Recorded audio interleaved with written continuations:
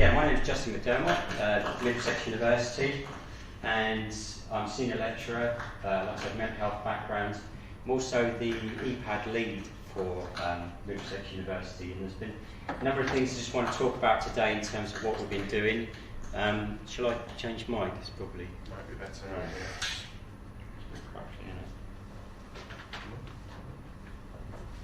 Which was the one that Tommy was using earlier on? I was passing around to people. No, it doesn't go. Shall I just shout?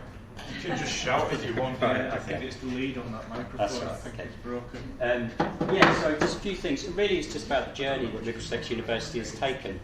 I'm just going to talk about some of the stats, some of the research, and some of the student comments as well, and kind of where we're going. So a bit of the journey, I suppose, in total about this presentation. A little bit of background, Pan London. So Cathy Wilson, who's my boss at Middlesex University, she leads the Pan London Practice Learning Group, and these are the universities who are involved in that, very much historical in terms of using the paper document, which many will be familiar with across London, which has been fantastic for London because it's meant there's a very familiar ground for students and for practice staff in terms of understanding of the NMC standards, practice assessment document itself, interpretations of NMC, for example. So they've obviously got a group within Pan London, and we meet on a regular basis in terms of the EPAD side of things. So obviously we have a number of the universities you can see here who use the electronic practice assessment document. Kind of the way that we went about this was that we wanted to have a electronic version for a number of years, and then we wanted to see the best way to implement it across obviously many organisations across London. So I'll talk about that a bit in a minute.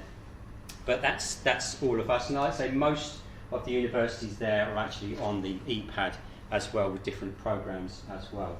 We've got very much a team-based approach, so you can see there on the left-hand side, Practice Educators, Pan London Practice Learning Group. Practice Educators with the EPAD has been really helpful because we've been using the coordinator role a lot, which means that the practice educators in clinical practice can see that dashboard of students in real time. And I think there's a number of really big game changers for us in terms of practice assessment and transparency as well. Then obviously we've got in the middle here, we've got Sarah, Holly, Tom and Donna. Obviously I know there's more of the team involved in sort of the Pan London approach and the EPAD in Middlesex, but key players and with us very much in sort of the journey of things as well. And then we've got Middlesex University, myself, Ivana. So we're, in terms of managing the data and the forms and the implementation, I think that was one of the sort of learning curves for us, that it takes a lot of time and you need to have a skilled team to do it. You can't just have one person doing it part-time. So that's what we've learned, I think with the volume of students we have as well. So Ivana's been absolutely fantastic. We've got Emily, she runs the eMora. We just started the eMora at Middlesex as well recently. And obviously Cathy. So we've got sort of buy-in right from the top there, which has been really, really important. So the history of it is, we started the procurement back sort of heady days pre-COVID. We obviously nobody ever saw that coming, but during COVID, we found that the EPAD was really, really helpful.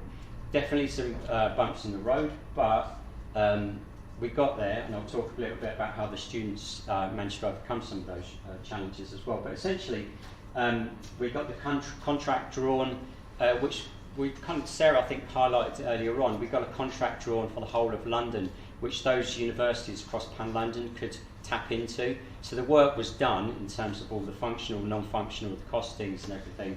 And so they didn't have to go through that procurement process again, which I think was really, really helpful. We got the contract drawn up from Middlesex University, and I think from notes we had our first EPAD meeting with the My Knowledge Mac on the 10th of Feb 2020. That's probably about right, when they gave me again another paper copy of a pad, which seems like slightly ironic, but I still have it. yeah, and that's where we are. And we had our first cohort going out in it's a PGD, which is 2-year mental health. They already have a degree. They went out in about November 2020. So pretty sort of fast process in that sense. And I'm glad we don't have to go through the procurement process again for a while, because that was quite lengthy. In terms of our PG dip, we had, because they've now qualified, 43 students at the time. These were the very first students to use EPAD at Middlesex University, so very much at the forefront of it. Like I said, 2-year nursing programme, because they've already got a degree. They still have to do their 2,300 hours. You know a lot of this anyway, because a lot of you work across a lot of health programmes.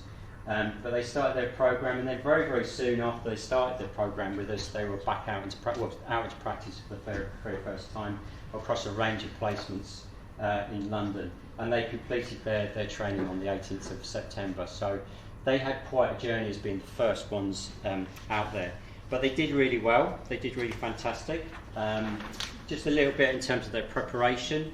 We felt that, you know, at the time that their students, it was all new. It was obviously new for practice staff as well. So students got 90-minute prep for practice to around fundamentals. Say, for example, what to wear on placement, you know, policies, research before going on placement. 90 minutes EPAD training, then consolidation of all of that as well. So they had quite a lot of prep before they went out to placement, and then they had drop-in sessions as well when they were on placement. So we did Zoom sessions they could come into. And I think, you know, because we've all been forced into using tech like Zoom or Teams or whatever it might be, this has helped us a lot in terms of engagement with students to a large degree, because they could be on shift and they could go into a sort of coffee room or wherever it might be, and they could do a drop-in session with us rather than being sort of face-to-face. Lots of support. We've got dedicated email for the students and for staff, which we look at Monday, Friday, 9 to 5, and then we've got EPAD training, so we're really focused in on that as well in terms of the clinical staff, especially for the first cohort, so we'd map where they were going and then target those staff in particular. The Pan London Practice Learning Group website has been really fundamental in terms of resources for students, because I think it's just all out there, no passwords, and it's been really, really helpful. And obviously the training accounts, which is a sort of relatively new development as well, but it's been really great for us at Middlesex to have training accounts which are quite bespoke. We can put in evidence to say this is like what you would see in terms of good practice and not so good practice, and we have control over that, which has been really good. Then we've got some testimonials from the PG DIP. Like I said, they had a 2-year journey. I don't know whether you can see this at the back, but some comments there around they found it really, really helpful in terms of it being electronic because it was portable, it was accessible. Obviously the text could be bigger if they wanted, they could have rich text functions. They couldn't lose it, there was more space for them to write on, so the reflections, the text box would obviously get bigger. They found that really helpful. Environmentally friendly. It was easy to correct mistakes as well, easy to get drafts in. Using the app was really good for them as well because they could do the voice to text, for example. We did have some comments there around supervisors needed more training, and we definitely understand that, and that's another focus we need to sort of work on, because I think initially we found that practice staff obviously preferred paper because you can't turn off paper and you can just leave it there and it can get done. But there is a change there, and there's been an awful lot of training across the whole of London. We've done 2 years of it now, so you'll see in stats soon. And then there were some other comments here around deadlines. The students wanted more in terms of like how reminders about certain things, because there already is some reminders, but we've factored that in as well now, so we've addressed a lot of these changes here as well, or needs. Then there's some staff comments around it, the EPAD and using it across the whole of London. This is on the Pan London Practice Learning Group newsletter. So very much around clarity, transparency. Certainly for us as well, I agree with all of this, is that for a practice assessor and supervisor and academic to see a student's work in real time, again, it's been a massive game changer, because we can see when a student's struggling, we can see it on the dashboard, we can go straight into certain things. I used to find having the paper copy really frustrating because I'll be flicking through things, but now you can just click straight into what you want. And just in terms of support, if we see like on the dashboard a student is flagging up as red on certain things, we can contact them. the academic assessor knows who the practice assessor is. They can see the email, they can contact them. So we've also changed our support systems around the EPAD as well. We use our EPAD as the first port of call. So when the student needs to get in contact for help, they use the contacts within the EPAD. And I think that's been, again, a real game changer as well in terms of helping those students. So just a few other things really. Research, we did some research across the whole of London in terms of asking academics, students and practice assessors, so nurses, supervisors for example. And we've got some response rates. Obviously 37% of students got back on this. We've got 45% of academics and 9% of practice, which maybe doesn't sound that much, but actually when you look at it, that's 1,500 nurses responded to this. And really what we're looking at in this research was around the training, the delivery of training for those respective roles, how that kind of pans out for them, and getting some good reports back and some interesting feedback, kind of a lot about what we expected, I suppose, to a large degree. But certainly for Middlesex, we've got some really good feedback around the training itself, greater levels of confidence. Practice staff, again, they were saying that they really valued the EPAD, but initially during the pandemic, they really just wanted to stick with paper. And we did have some challenges with the EPAD initially. There was a few outages and sort of data and sort of things. We've gotten around that, but now the feedback from practice is a lot more positive, and we can see them sort of engaging with it a lot more as well. So this will be an academic paper coming out in January, so you'll all be able to see that, and it'll be really interesting reading as well, because like I said, it encompasses the whole of London. Paul gave some stats earlier on, so in terms of my knowledge map, in terms of EPAD itself, I've got some approximations here, but you know, we can see already that there's a lot of people using the EPAD. There's a lot of data flow going through in terms of forms being filled, but this is just across London.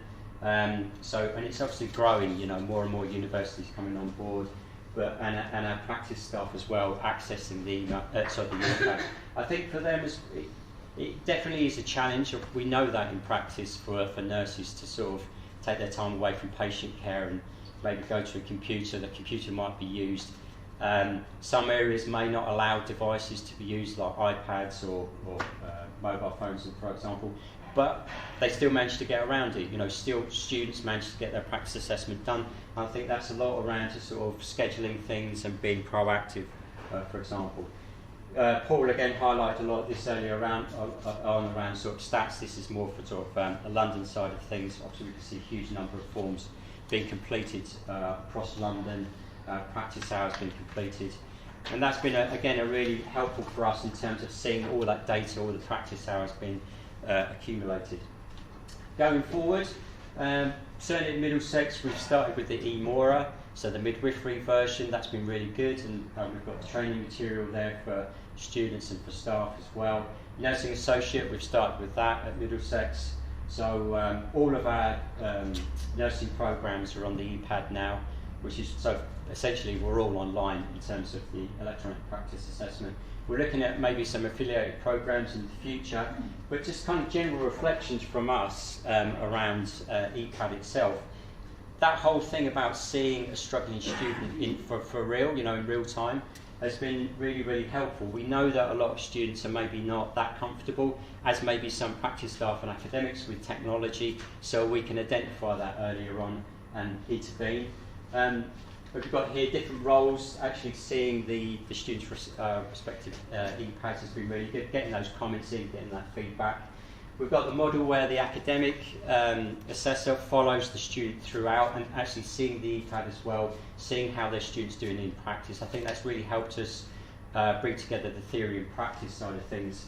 And just evolving the partnerships as well with regards to sort of clinical linking as well, like I said, about coordinator role, and then practice partners being able to see the student's EPAD as much as we can see the EPAD, and obviously the student as well. It's been really helpful moving forward. So that's kind of like general reflections, and then there's some references there. But you know, ultimately, I think There have been some rocky bits in initial stages, but I think you would expect that with any new product.